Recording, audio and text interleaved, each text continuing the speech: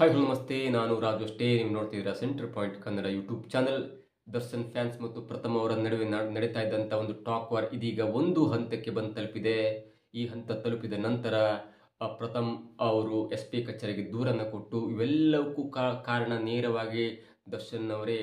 ತಮ್ಮ ಫ್ಯಾನ್ಸ್ಗೆ ಬುದ್ಧಿ ಹೇಳಿದ ಕಾರಣ ಆ ಉಡಾಡಿಗಳು ತಮ್ಮ ಮೇಲೆ ಒಂದು ಮುಗಿ ಬೀಳ್ತಾ ಇದ್ದಾರೆ, ತನ್ನ ಹಲ್ಲಿಗೆ ಮುಂದಾಗಿದ್ದಾರೆ. ಹೀಗಾಗಿ ಎಲ್ಲಿ ತನಕ ದರ್ಶನ್ ಬರೋದಿಲ್ವೋ ನನ್ನ ಮಾತಾಡಿಸ್ಲಿಕ್ಕೆ ಮತ್ತು ತನ್ನ ಫ್ಯಾನ್ಸಿಗೆ ಬುದ್ಧಿ ಹೇಳಲು ಅಲ್ಲಿ ತನಕ ನಾನು ಉಪವಾಸ ಸತ್ಯಾಗ್ರಹ ಮಾಡ್ತೇನೆ. ಜೊತೆಗೆ ನನಗೆ ಪ್ರಾಣ ಭಯ ಇರುವುದರಿಂದ ನಾನು ನನ್ನ ಕುಟುಂಬ ಸಮೇತ ಊರನ್ನು ಬಿಡುತ್ತೇನೆ ಎಂದು ಒಂದು ಹೇಳಿಕೆಯನ್ನು ಕೊಟ್ಟಿದ್ದಾರೆ. ಜೊತೆಗೆ ಪ್ರಥಮ್ ಎನ್ನುವಂಥ ಬಿಗ್ ಬಾಸ್ ಸ್ಟಾರ್ ಈಗ ದರ್ಶನ್ ಅವರ ಮೇಲೆ ನೇರವಾಗಿ ಆರೋಪ ಮಾಡ್ತಾ ಇದ್ದಾರೆ.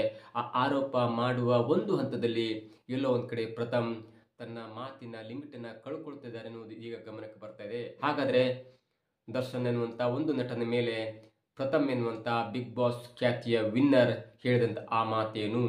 ಕೂದಲು ವಿಚಾರದಲ್ಲಿ ಮತ್ತು ಪ್ರೈವೇಟ್ ವಿಚಾರದಲ್ಲಿ ಯಾಕೆ ಅಂತ ಮಾತನ್ನು ಹೇಳಿದ್ರು? ಈ ದರ್ಶನ್ ಫ್ಯಾನ್ಸ್ ಎಂದು ಹೇಳಿಕೊಳ್ತಾ ಇರುವಂಥ ಫ್ಯಾನ್ಸ್ಗೂ ಮತ್ತು ದರ್ಶನ್ ಅವರಿಗೂ ಸಂಬಂಧ ಇದೆಯಾ? ಹಾಗಾದರೆ ಅಂಥ ಒಂದು ಸೂಕ್ಷ್ಮತೆಯನ್ನು ಅರಿಯದಂಥ ಪ್ರಥಮ್ ಅವರು ಯಾಕೆ ನೇರವಾಗಿ ದರ್ಶನ್ ಅವರ ಮೇಲೆ ಆರೋಪವನ್ನು ಮಾಡಿದ್ರು? ದರ್ಶನ್ ಅವರ ಮೇಲೆ ಆ ಕೆಟ್ಟ ಶಬ್ದವನ್ನು ಯಾಕೆ ಉಪಯೋಗಿಸಿದ್ರು? ಇವೆಲ್ಲವನ್ನು ನೋಡೋಣ. ಅದಕ್ಕಿಂತ ಮೊದಲು ಇಲ್ಲಿ ತನಕ ನಮ್ಮ ಚಾನಲ್ನ ಸಬ್ಸ್ಕ್ರೈಬ್ ಮಾಡಿಲ್ಲ ಅಂದರೆ ಈಗಲೇ ಸಬ್ಸ್ಕ್ರೈಬ್ ಮಾಡಿ, ಜೊತೆಗೆ ಕಾಮೆಂಟ್ಗಳ ಮುಖಾಂತರ ತಮ್ಮ ಅಭಿಪ್ರಾಯವನ್ನು ತಿಳಿಸ್ಬೋದು. ವೀಕ್ಷಕರೇ, ದರ್ಶನ್ ಫ್ಯಾನ್ಸ್ ಎಂದು ಹೇಳಿಕೊಳ್ಳುವಂಥ ವ್ಯಕ್ತಿಗಳು ಜೊತೆಗೆ ಪ್ರಥಮ್, ಈ ಇಬ್ಬರ ನಡುವೆ ವಾಕ್ಸಮರ, ಮೆಸೇಜ್ ಕನ್ವರ್ಷನ್ ಮತ್ತು ಈ ಕೆಲವೊಂದು ಆಪಾದನೆ ಮತ್ತು ಪ್ರತಿ ಆಪಾದನೆ ತಾರಕಕ್ಕೇರಿದೆ. ಚಿಕ್ಕಬಳ್ಳಾಪುರದಲ್ಲಿ ನಡೆದಂಥ ಒಂದು ಘಟನೆ ಇರ್ಬೋದು. ಆ ಘಟನೆಯನ್ನು ಮುಚ್ಚಾಕುವಂಥ ಪ್ರಯತ್ನದಲ್ಲಿದ್ದರೂ ಕೂಡ ಲಾಯರ್ ಜಗದೀಶ್ ಅವರು ಸೀಕ್ರೆಟ್ ಆಗಿ ಅದನ್ನು ರಿವೀಲ್ ಮಾಡಿದ್ರು. ಅದಾದ ನಂತರ ಪ್ರಥಮ್ SP ಕಚೇರಿಗೆ ದೂರನ ಕೊಟ್ಟರು. ಅದರ ಮೂಲ ಉದ್ದೇಶ ಏನಿತ್ತಂದರೆ, ದರ್ಶನ್ ಫ್ಯಾನ್ಸ್ ಅವರು ನನ್ನ ಮೇಲೆ ಹಲ್ಲೆ ಮಾಡ್ತಿದ್ದಾರೆ, ದರ್ಶನ್ ಫ್ಯಾನ್ಸ್ ಅವರು ನನ್ನ ಮೇಲೆ ಪದೇ ಹಲ್ಲೆ ಮಾಡ್ತಿದ್ದಾರೆ. ಹಾಗಾಗಿ ದರ್ಶನ್ ಫ್ಯಾನ್ಸ್ ಎಲ್ಲಿ ತನಕ ತನ್ನ ಫ್ಯಾನ್ಸ್ಗೆ ಬುದ್ಧಿ ಹೇಳಲು ಅಲ್ಲಿ ತನಕ ನಾನು ಉಪವಾಸ ಸತ್ಯಾಗ್ರಹ ಮಾಡ್ತೇನೆ. ಜೊತೆಗೆ ನನಗೆ ಪ್ರಾಣ ಭಯ ಇರೋದ್ರಿಂದ ನನ್ನ ಕುಟುಂಬಸ್ಥರು ಹೆದರಿದ್ದಾರೆ, ನನ್ನ ಪತ್ನಿ ಹೆದರಿದ್ದಾರೆ, ನಮ್ಮ ಅಪ್ಪ ಅಮ್ಮ ಎಲ್ಲರೂ ಹೆದರಿದ್ದಾರೆ. ಹಾಗಾಗಿ ನಾನು ಊರು ಬಿಟ್ಟು ಹೋಗ್ತೇನೆ. ಇದ್ದಂಥ ಒಂದು ಸಿನಿಮಾವನ್ನು ಮುಗಿಸ್ಕೊಂಡು ನಾನು ಸಿನಿಮಾಕ್ಕೆ ಗುಡ್ ಬೈ ಹೇಳ್ತೇನೆ, ಇಡೀ ಕರ್ನಾಟಕಕ್ಕೆ ಗುಡ್ ಬೈ ಹೇಳ್ತೇನೆ ಅನ್ನುವಂಥ ಮಾತನ್ನು ಹೇಳಿದ್ರು. ಓಕೆ, ಅದನ್ನು ಒಂದು ಹಂತದಲ್ಲಿ ಒಪ್ಕೊಳ್ಬೋದು. ಯಾಕಂದರೆ ದರ್ಶನ್ ಫ್ಯಾನ್ಸ್ ಎಂದು ಹೇಳಿಕೊಳ್ಳುವಂಥ ವ್ಯಕ್ತಿಗಳು ಪ್ರಥಮ್ ಮೇಲೆ ಹಲ್ಲೆ ಮಾಡಿದರೆ, ಪ್ರಥಮ್ ಮೇಲೆ ಅವಾಚ್ಯ ಶಬ್ದಗಳನ್ನ ಬಳಸಿದರೆ ಅದು ಕಂಪ್ಲೇಂಟ್ ಕೊಡಬೇಕಾಗತ್ತೆ, ಎಲ್ಲವೂ ಪೊಲೀಸರು ನಡ್ಕೊಳ್ತಾರೆ. ಆದರೆ ಒಂದು ಹಂತದಲ್ಲಿ ದರ್ಶನ್ ಫ್ಯಾನ್ಸ್ ಅವರ ವಿರುದ್ಧ ಮಾತಾಡ್ತಾ ಇರುವಂಥ ಪ್ರಥಮ್, ದರ್ಶನ್ ಫ್ಯಾನ್ಸ್ ಎಂದು ಹೇಳಿಕೊಳ್ಳುವಂಥ ವ್ಯಕ್ತಿಗಳ ವಿರುದ್ಧ ಮಾತನಾಡ್ತಿರುವಂಥ ಪ್ರಥಮ್ ಅವರು ನೇರವಾಗಿ ದರ್ಶನ್ ಅವರ ಮೇಲೆ ಆರೋಪವನ್ನು ಹೊರಿಸಿದ್ದಾರೆ. ಇವೆಲ್ಲವನ್ನು ನೋಡ್ತಾ ಇರುವಂಥ ದರ್ಶನ್ ಯಾಕೆ ಸುಮ್ಮನೆ ಕೊಡ್ತಿದ್ದಾರೆ? ಈ ಹಿಂದೆ ಅನೇಕ ರೇಣುಕಾ ಸ್ವಾಮಿ ಕೇಸ್ ಆಗಿರ್ಬೋದು, ರಮ್ಯಾ ಅವರ ವಿರುದ್ಧವಾಗಿ ಮಾಡ್ತಾ ಇರುವಂಥ ಅಶ್ಲೀಲ ಮೆಸೇಜ್ ಆಗಿರ್ಬೋದು, ಇವೆಲ್ಲವನ್ನು ಕೂಡ ಕಣ್ಣಾರೆ ಕಂಡು ಎಲ್ಲ ಮಾಧ್ಯಮದಲ್ಲಿ ಬರುತ್ತಿರುವಂಥ ಎಲ್ಲ ವಿಷಯಗಳು ಕಣ್ಣಾರೆ ಕಂಡರೂ ಕೂಡ ಯಾಕೆ ತನ್ನ ಫ್ಯಾನ್ಸ್ಗೆ ಯಾವುದೇ ಒಂದು ಶಾಂತಿಯುತವಾದ ಅಥವಾ ಹೀಗಿರಿ ಸುಮ್ಮನಿರಿ, ಯಾಕೆ ಸುಮ್ಮನೆ ಕೆಟ್ಟ ಕೆಲಸವನ್ನು ಮಾಡ್ತೀರಿ ಅನ್ನುವಂಥ ಬುದ್ಧಿವಾದವನ್ನು ಯಾಕೆ ಹೇಳ್ತಿಲ್ಲ ಅನ್ನುವಂಥ ಆರೋಪವನ್ನು ಮಾಡ್ತಿದ್ರು. ಓಕೆ, ಅಲ್ಲಿಯ ತನಕ ಪ್ರಥಮ್ ಹೇಳಿದ್ದು ಸತ್ಯ. ಪ್ರಥಮ್ ಅವರು ಕಂಪ್ಲೇಂಟ್ ಕೊಟ್ಟಿದ್ರು, ಅದು ಓಕೆ. ಯಾಕಂದರೆ ಮ್ಯಾನ್ ಹ್ಯಾಂಡ್ಲಿಂಗ್ ಆಗಲಿ ಅಥವಾ ಯಾವುದೇ ಒಂದು ಕೆಟ್ಟ ಕೆಲಸ ಮಾಡಲಿಲ್ಲ, ಪ್ರಥಮ್ ಅವರು ನೇರವಾಗಿ SP ಕಚೇರಿಗೆ ದೂರು ಕೊಟ್ಟಿದ್ದಾರೆ ಅನ್ನುವುದು ಒಂದು ಲೀಗಲ್ ಆಗುತ್ತೆ. ಆದರೆ ಮಾತನಾಡುವ ಬರದಲ್ಲಿ ಪ್ರಥಮ್ ಅವರು ಎಲ್ಲೋ ಒಂದು ಕಡೆ ತನ್ನ ಸ್ಥಿಮಿತವನ್ನು ಕಳ್ಕೊಂಡ್ರೆ ಅನ್ನುವಂಥ ಮಾತು ಕೂಡ ಕೇಳಿ ಬರ್ತಾ ಇದೆ.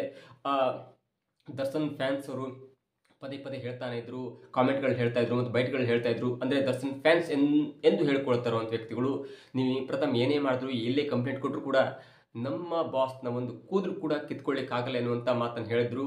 ಇದು ಜಗಳ ಬಂದಾಗ ಅಥವಾ ನಾರ್ಮಲಿ ಕಿತ್ತಾಟ ಬಂದಾಗ ಆಡುವಂಥ ಒಂದು ಸಾಮಾನ್ಯ ಮಾತಾಗತ್ತೆ. ನಮ್ಮ ಬಾಸ್ನ ಅಥವಾ ನಮ್ಮ ಅವರ ಒಂದು ಕೂದಲನ್ನು ಕಿತ್ಕೊಳ್ಳಿಕ್ಕಾಗಲ್ಲ ಎನ್ನುವಂಥ ಮಾತು ಆಡ್ತಾರೆ. ಆದರೆ ಒಬ್ಬ ಸೆಲೆಬ್ರಿಟಿ ಆಗಿರುವಂಥ, ಒಬ್ಬ ಬಿಗ್ ಬಾಸ್ ಸ್ಟಾರ್ ಆಗಿರುವಂಥ, ಒಬ್ಬ ಮಾತಿನ ಚಿತ್ರಣ ಆಗಿರುವಂಥ, ಈಗೀಗ ಸಿನಿಮಾಗಳು ನಡೆಸ್ತಾ ಇರುವಂಥ ಮತ್ತು ಸಿನಿಮಾವನ್ನು ನಿರ್ದೇಶನ ಮಾಡಿದಂಥ ಮತ್ತು ಅನೇಕ ಸಿನಿಮಾ ಸ್ಟಾರ್ಗಳ ಜೊತೆ ಅತ್ಯುತ್ತಮ ನಂಟನ್ನು ಹೊಂದಿರುವಂಥ ಪ್ರಥಮ್ ಅವರು ತಾನು ಮಾತಾಡುವ ಬರದಲ್ಲಿ ದರ್ಶನ್ ಅವರ ವಿರುದ್ಧವಾಗಿ ಒಂದು ವಾಗ್ದಾಳಿ ಮಾಡಿದ್ದಾರೆ ಮತ್ತು ಕೆಲವೊಂದು ಕೆಟ್ಟ ಶಬ್ದವನ್ನು ಬಳಸಿದ್ದಾರೆ ಅಂತ ಹೇಳ್ಬೋದು. ಯಾಕಂದರೆ ಈ ದರ್ಶನ್ ಫ್ಯಾನ್ಸ್ ಆಡ್ತಿರುವಂಥ ಮಾತಿಗೂ ಮತ್ತು ದರ್ಶನ್ ಅವರಿಗೂ ಏನು ಸಂಬಂಧ ಇದೆ ಅನ್ನೋದು ಕೂಡ ಇದೀಗ ಕುತೂಹಲವಾಗಿ ಉಳಿದಿದೆ.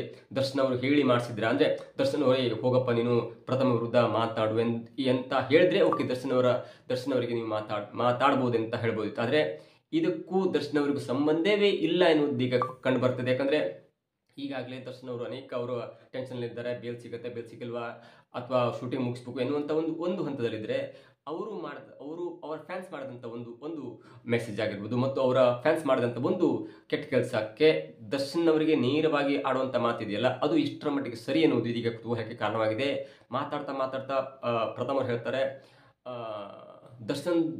ದರ್ಶನ್ ಅವರ ಕೂದಲು ಹೇಗೆ ಕಿತ್ಕೊಳ್ಳಿ, ಅವರಿಗೆ ತಲೆ ಮೇಲೆ ಕೂದಲಿಲ್ಲ, ವಿಗ್ ಹಾಕೊಂಡಿದ್ದಾರೆ, ಆ ಕೂದಲು ಕಿತ್ಕ ಏನು ಮಾಡಲಿ, ದರ್ಶನ್ ಅವ್ರು ಮೀಸಿ ಬಿಡಲ್ಲ, ದಾಡಿ ಬಿಡಲ್ಲ, ಅವರಿಗೆ ಕೂದಲು ಇಲ್ಲ, ಅದನ್ನು ಹೇಗೆ ಕಿತ್ಕೊಳ್ಲಿಕ್ಕಾಗತ್ತೆ, ಏನಾದರೂ ಕಿತ್ಕೊಳ್ಬೇಕಂದ್ರೆ ಪ್ರೈವೇಟ್ ಪಾರ್ಟ್ನಲ್ಲಿರುವ ಕೂದಲು ಕಿತ್ಕೊಳ್ಬೇಕಾಗತ್ತೆ, ಅಂತ ಒಂದು ದರ್ದ್ ನನಗಿಲ್ಲ ಎನ್ನುವಂಥ ಒಂದು ಮಾತನಾಡ್ತಾರೆ. ನೋಡಿ, ಒಬ್ಬ ಸ್ಟಾರ್ ಆದವನು, ಒಬ್ಬ ಸೆಲೆಬ್ರಿಟಿ ಆದವನು, ಒಬ್ಬ ಜನಪ್ರಿಯ ವ್ಯಕ್ತಿ ಆದವನು ಮಾತನಾಡುವಾಗ ಸ್ವಲ್ಪವಾದರೂ ಓಕೆ, ಫ್ಯಾನ್ಸ್ ಮಾತಾಡಿದ್ರು, ಅವರು ಸಾಮಾನ್ಯ ವ್ಯಕ್ತಿಗಳು, ಅವ್ರು ಏನೋ ಮಾತಾಡೋದು, ನೀವು ಕಂಪ್ಲೇಂಟ್ ಕೊಡಿ.